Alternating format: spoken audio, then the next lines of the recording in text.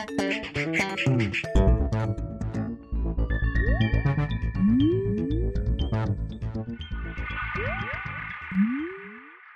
everyone, and welcome to The Vortex, where lies and falsehoods are trapped and exposed. I'm Michael Voris. What would you do to save a soul? How far would you go? Or perhaps asked differently, what wouldn't you do to save a soul? How far would be too far? Of course, the more prudish Catholics among us are already saying, well, I'm all for saving souls, but let's not become radicals. Oh yeah? Wrong. We live in a radicalized world, a world where a radical hate for love and beauty and truth often rules the day and sets the tone for an entire culture. Politics have gotten radical. Pornography beamed directly into your home. 4,000 kids being sliced and sucked to pieces every day. Politicians calling these things rights. That's what's radical.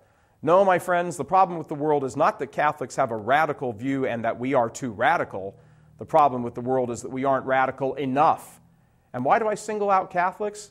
Because the Catholic Church is the only institution that can right the wrongs of the world.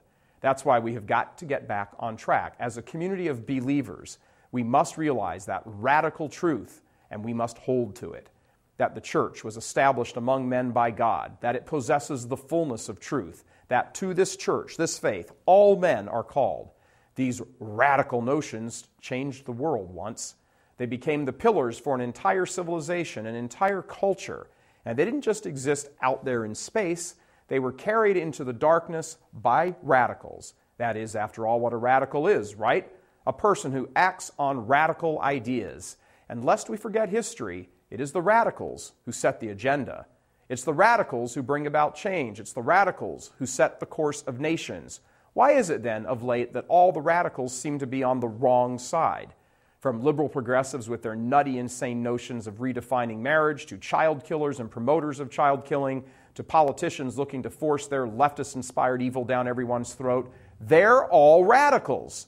Heck, one of their heroes, Saul Alinsky, even wrote their playbook for them. He called it Rules for Radicals. Bishop Fulton Sheen, God rest his soul, used to say of the communists, another radical bunch, that they have all zeal and no truth, while Catholics have all truth and no zeal. Zeal is what inspires radicalism, and in the faithful Catholic, zeal is inspired by a burning love for our blessed Lord, the truth, the Church. When you love anything, you by definition love it radically. If you don't, it's not really love. It's warmth or fondness or affection or nostalgia or duty or obligation, call it whatever you want, but it ain't love. What parent doesn't love their child radically? What spouse doesn't love their spouse radically? Love is radical. It's why you get out of bed in the morning. It's why you labor throughout the day. It's what directs your thoughts and your heart. I submit there is no way to be a Catholic other than radically, because when it's all said and done, that's all you're left with. When the final sun has set, when the last rain has fallen, when the curtain finally closes on history, we will be standing before our God who loved us and loves us radically, and He will ask us, did you love me with all your heart and all your mind and all your soul and all your strength? Now that's radical. It's about time Catholics rediscover ourselves, go back to our roots of radical love, and change the world. Back to our roots. By the way, did you know the word radical comes from the Latin word radix, meaning root? I'm Michael Voris.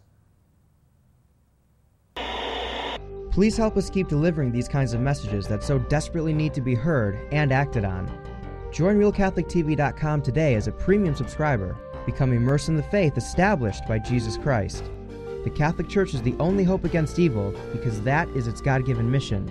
As our Lord said, apart from me, you can do nothing.